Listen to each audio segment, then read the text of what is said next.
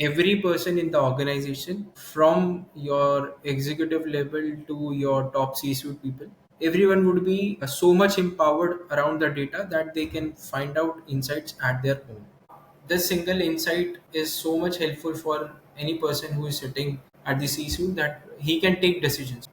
So If you put 20 lakh rupees on some ad category and it's not performing, and every day you are spending, if you get information immediately after its execution, you can stop spending on it. But if you get the data on the fourth day, till then you might spend around 1 lakh. Means if the insight is same, then you actually save 75,000 rupees of yours. hello everyone, I am Anuj, bringing you a fresh episode of Tech Podcast. Today we have a special guest with us, Abhishek, who brings a wealth of experience in digital marketing. With around 7 years in the industry, Abhishek currently works as the account director at Cheil, which is a subsidiary of Samsung. He holds an MBA in marketing analytics and has been instrumental in helping businesses solve their data problems one solution at a time. Today, he is here to talk to us about a critical topic of classification and why it is necessary for any business. Welcome, Abhishek. Thank you, Anuj. It's been a great initiative that you are bringing so much diverse podcast for the analytics and digital marketing community itself. Thank you, Abhishek. To kick things off, can you tell us what do you do as the account director? So, my day-to-day responsibility revolves around two major things. First is that what exactly is going on in the campaigns for the product launches, and based on the situation, how we can actually improve our ROI on the investment we are doing on digital touch points, or any other investment we are doing on, let's say, non-digital touch points. These two are the main things I need to answer every day. So when you talk about digital touch points and non-digital touch points, one thing which comes to mind is the digital marketing because these all touch points are part of a digital marketing campaign. So can you talk about what are the different trends in digital marketing and how analytics empowers it? So before starting to address this question, one objective which I think needs to be defined so that we have a much directional approach towards this is, back in 2019 there was a separate silos between the analytics and digital marketing, to say so. But right now the world itself is moving towards the performance marketing. Now this performance marketing is a combination and combined responsibility of various teams. One is the emerging trends. Previously, only the text was the input, but in today's world, voice, your picture, there are multiple source of inputs are there. Correct. Now, how the teams are gel up to achieve the common goal of performance marketing is something is the new trend, and all this data. Now, the biggest challenge is how do we classify all these data? Like if we are getting something on as a voice input and something as a text input from the same user, so how do we classify it and how do we marry it? So this classification of data into the buckets for a meaningful insight is something which comes as the challenge with the trend. So can you explain exactly what classification is? So the biggest idea about a classification is that sometimes it's very difficult to pass any intuitive data in any tracking form. Now, in order to get the alias, for example, if it is a voice string which is of about 1500 words, we can't pass every article, correct, or every word. Only the keywords would be something which will make data storing and accumulation easy. So either it would be a short form or an alias getting passed into tracking parameters. Now, when all these data is being transmitted, the next challenge comes is how to decode them and how to understand them. So classification helps you in classifying all those big data points into different chunks, which are category or subcategory in itself. Makes sense. So what problem does classification actually solve? Okay,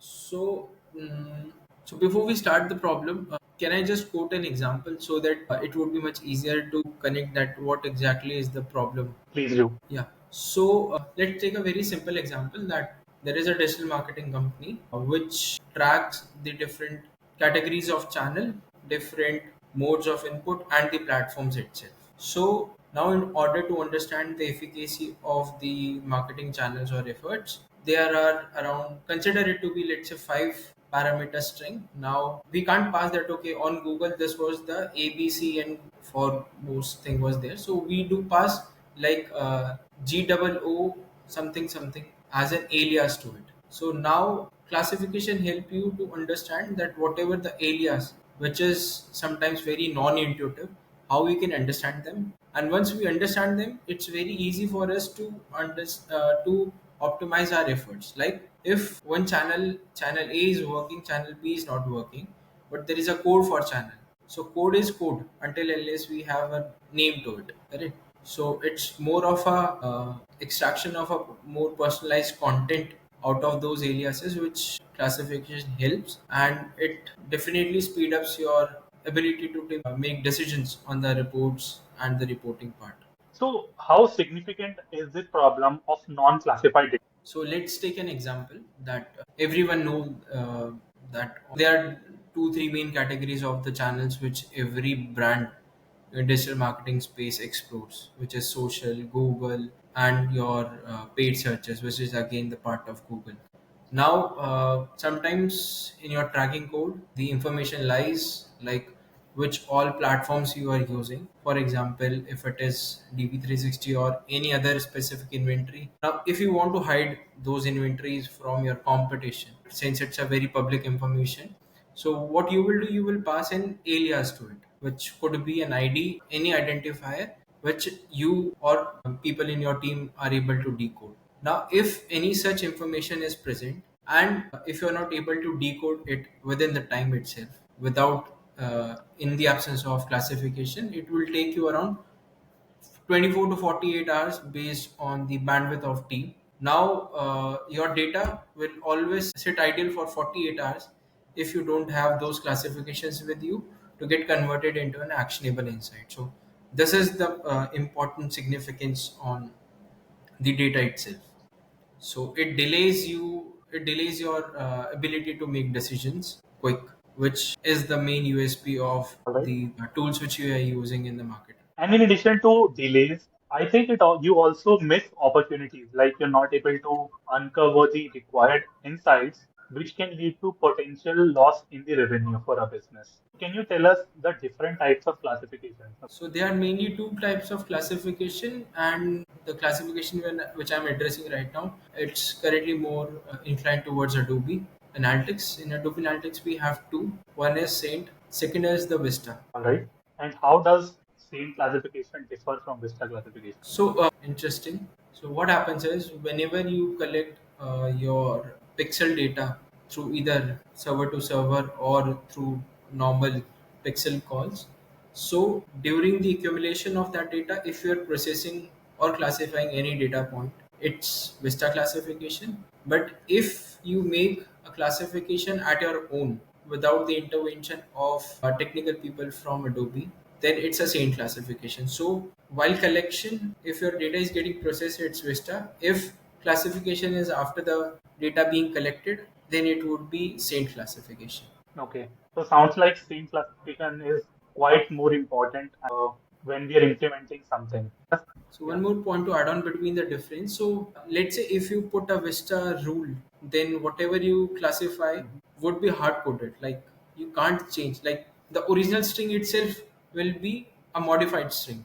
But in Saint classification, the biggest advantage is this, that your base string would always be safe. Whatever you will make, like if you put a regex or upload any file, that will work over and above that data. So it will always preserve your All right. base string, which is very important.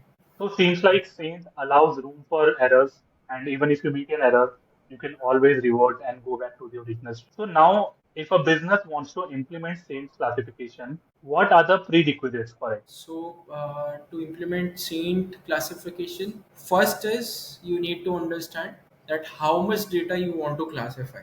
Let's say, so I will take two examples very quickly. First is the product code which you are passing in any of the string, either the product string or any EVAR or prop in any variable as of now.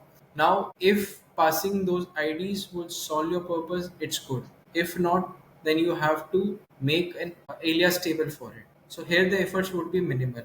Second is, if you want to classify your marketing channel or last channel details to be more specific, then it's little bit tricky. Like for every classification, you will have a fixed delimiter, which will have whatever value in between the two delimiters would always be of a same nature. So every time you have Okay. to make sure that whoever is using and passing those information is following the proper guide or guidelines to implement it. So in first case, it would be a very simple uploading thing. In second case, it would be more of a combination of regex, and if in the regex itself, if some IDs comes as an alias, so you have to then put a name to it. So then the number of columns will increase. So based on the requirement, so it can go from a single file upload to a multiple regex and file upload thing. But the main prerequisite are would always be three. First, how much data you want to classify. Second is whatever data you are classifying, do you have a streamlined data source for it or not? It shouldn't be the case that, oh, okay, from past 6 months we are getting this data, which is your product ID and product name, but after 3 months it just suddenly broke up and you are not getting the data. Then the classification will itself fail. So a stream data source should be there. And third is that how much means again the scale of it. So if as an organization you think we can't handle this much scale or we can handle this much scale, then you should go for the kind of classification like under the saint itself. Either you go with regex, then a file upload, and then all those things. So With all these prerequisites, there are still might be some challenges or some issues that the organizations might face when they're implementing sales.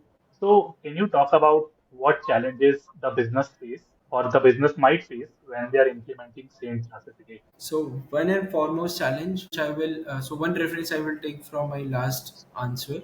The second prerequisite for the classification, which is the importance of data. It's if you are if you are following the proper nomenclature, then you are able to classify every data into the right bucket.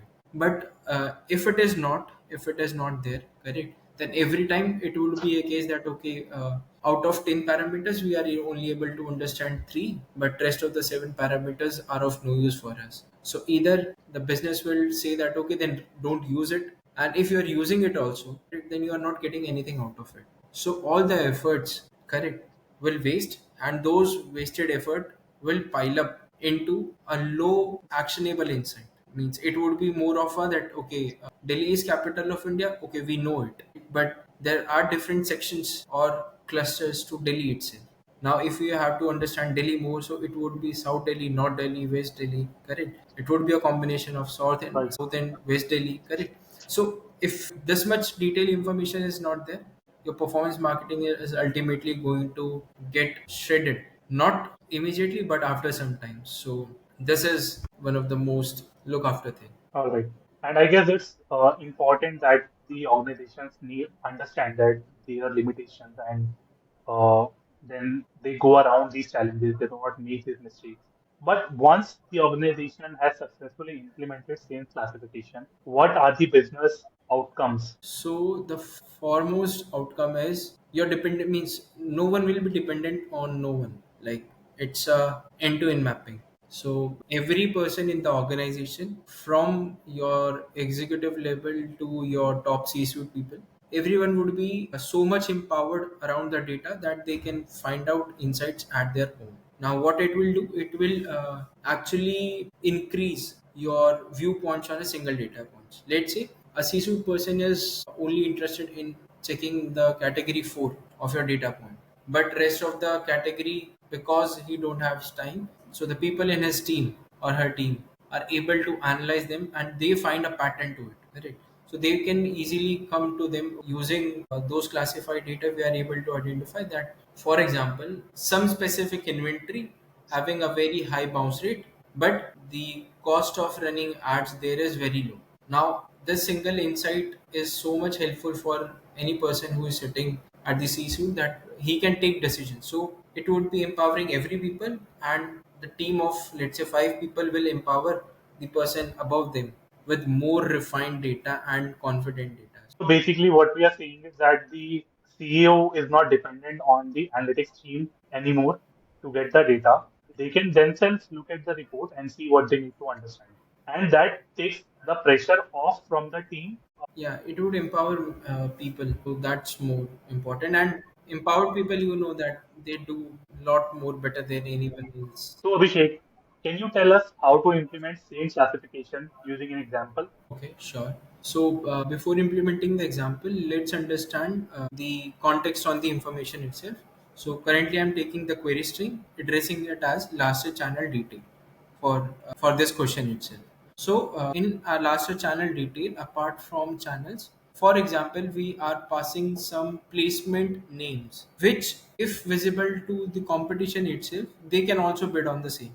For example, if there are two companies, company A and B, fighting for the same product, correct? And if through their tracking code, if I'm able to understand that these are the placement or the ad placements they are using, I will also try to push money and distorted those placements or increase the bids. For example, it's not Google, but some property, consider it to be some affiliate. Now, this is the criticality of the information itself. So, one solution to it is pass some ID for it. Now, as a solution, the digital marketing team start passing an ID for the placement ID. Okay. Now, in last channel details, we have, for example, five sections. Section one is your channel, which could be social, display, Google, whatever it is. Second would be your subcategory, either the Facebook, Insta, or the GDNs of the world. Now, on third, there is like which type of ads we are running on, and consider fourth as the placement ID. So whatever digital property we are getting on which the users are interacting good with us, every placement we are doing have a placement ID. Now this placement ID is very crucial for business. Now when this is the bottom line, let's understand the example now. So, as a solution, the team is passing an ID, but when you are preparing the reports, the biggest challenge in front of you is which of my placement IDs are working good or bad. Now, when you check the data under the last channel detail in Adobe Analytics, it might be a little technical, but it would help people to just connect with it. Now, in last channel detail, the string would be so long that if every time I have to identify that, okay, what were the placement IDs, correct, I have to pass contains ABC, PQR, or 123 as the identifying string for each and every query of mine. People say on the execution level are able to do, but people on the C-suite level find it very time taking and time consuming thing. Correct. Once the classification is done correctly, so it will give us two important things. First is everyone in the organization would be empowered to identify, let's say, category 1, 2, 3, 4. So there are five categories. So whenever they are breaking down their marketing channels with category 1, 2, or 3 as the classified string, they would be able to get the precise information very easily. Objective solved from classification one. This second is all those placement IDs are just IDs. So every time I have to record ID, send it to back to the team, ask them that what exactly is the name of it, what exactly is the name of it, and then my insight would be completed. Correct. What you get out of the classification. Now, how you will get all those information.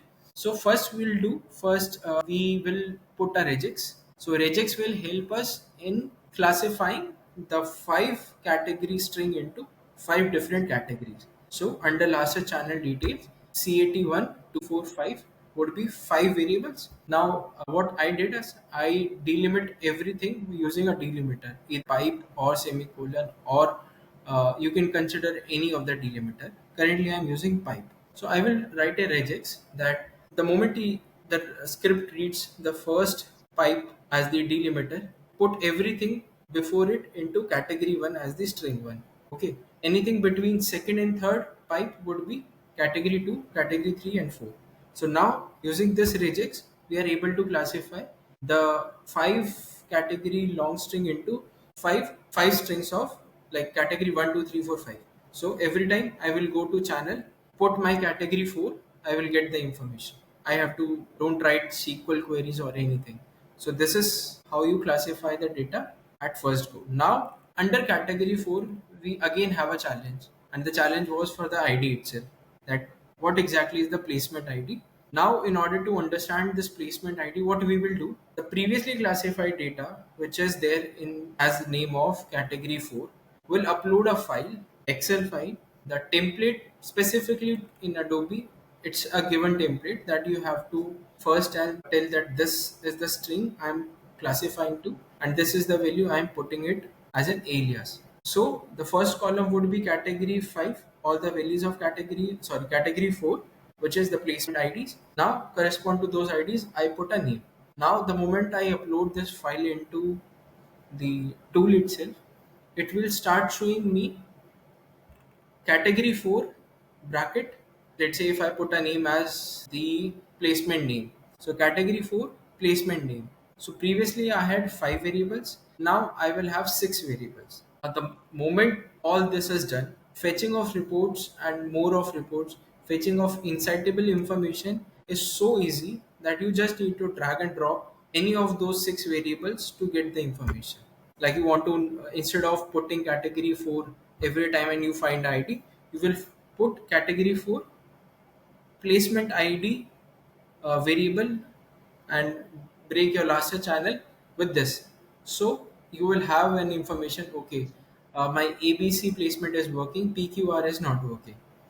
And since it's retroactive, so whatever data points you will be seeing, be it your traffic, visits, bounces, unique visitors, or your conversions like cart add, orders, checkout, revenue, everything would be reclassified since it's a retroactive. So this is how you implement the classification, and the outcome is so quick, so quick. If I'm right, people will stop using Excel and just start using the dashboards in the tools itself for the easy preparation of the information and transmission of the information also. What can business achieve if they have successfully implemented everything in sync classification? So one thing which business will achieve for sure is the speed. And since we both know that when your money is out on digital platforms, your every interaction counts for a penny. Correct. It could be either penny or a dollar. So, for example, if you put 20 lakh rupees on some ad category and it's not performing, and every day you are spending, for example, 25,000 rupees on that inventory itself. If you get information immediately after its execution, which is for example 15 hours, then if it is not working you can stop spending on it. But if you get the data on the fourth day, till then you on an average, if I take 25,000 as the daily spend rate, you will be able to spend around 1 lakh. So if you take action after spending 25,000 or 1 lakh, correct, if that means if the insight is same, then you actually save 75,000 rupees of yours. So this Right. speed in insightful information will definitely bring your uh, unnecessary marketing spends optimize, and a penny saved is a penny earned. So you can put that 75,000 in some of other working or performing assets, or you can keep them with you for any crisis. It all depends on business, but so don't consider it to be that okay, I'm not able to spend 75,000, I save it, or I saved it from burning. Right. Classification will help you in speed up your incitable information, which impact your cash burning as the whole. And as a result, if you are tracking your data, if you are getting these insights early on, it allows for more personalized and relevant marketing efforts so that you can achieve a better ROI. So, are there any other areas apart from the tracking code where we can use things classification? Yeah, we can use it everywhere, like tracking code, or you can say last channel detail is something which is very prominent in industry. Like last channel detail, if I'm not wrong, is the most having the most characters as the string itself. So for many of the companies I had worked with, so they have around 200 to 250 characters in the string itself.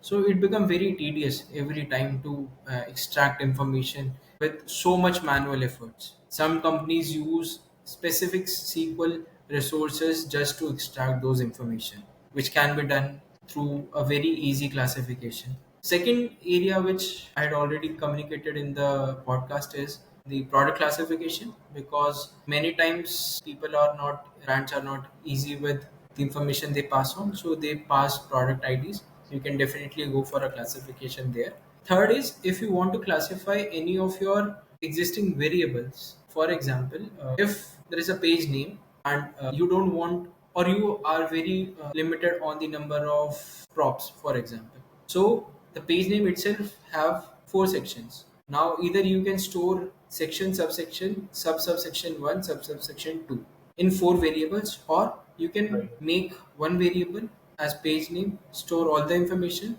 then put a classification on it, make four variables out of it. So the third big area is, if you have a variable crunch on props or eval or in any of the variable, so there also you can do it. But mostly I had seen people using it on the predefined dimensions like products and your last channel details. But the scope is very much huge, so we can actually tweak this functionality to at least 2x our variables. Like if it is 100 variables we have, we can make them 200 using the classifications. So how we can do is a separate discussion, but it's doable. So that's the third area of application. So thank you, Abhishek, for the insights. This has been a very informative session. Also, to our listeners, if you have any questions, feel free to reach us out and we'll definitely try to help you. All right, Abhishek, thank you for joining us today, and it was really lovely discussing this with you. Thank you.